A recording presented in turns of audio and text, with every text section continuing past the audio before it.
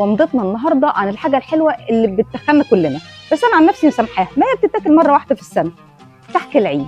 ولو بصينا لفكره الكحك نفسها هنلاقيها بترجع لتاريخ مصر القديمه، لما كان اسمه قرص، بتشبه قرص الشمس كده.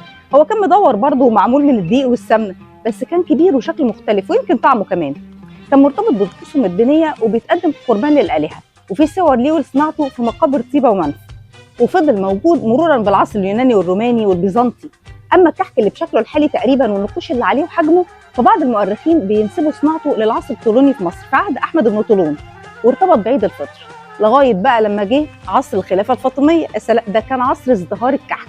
الفاطميين كانوا بيبدعوا في صناعه الحلويات في العموم، وبيحبوا يربطوها بالاحداث الدينيه لاضافه البهجه والفرح. زي ايه بقى؟ زي حلاوه المولد والكنافه والقطايف اللي اتكلمنا عنها في ومضه قبل كده.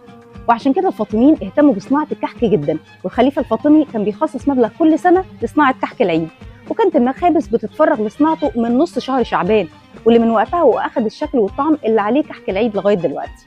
بس هم كانوا بيحشوه مكسرات او تمر، اما بقى اللوتس والريد فيلفت وقله القيمه دي هم ما لهمش علاقه بيها. كل سنه وانتم طيبين، وعيد سعيد علينا وعلى امه محمد وعلى الدنيا كلها. ودي كانت ومضه بتحكي جزء من الحكايه.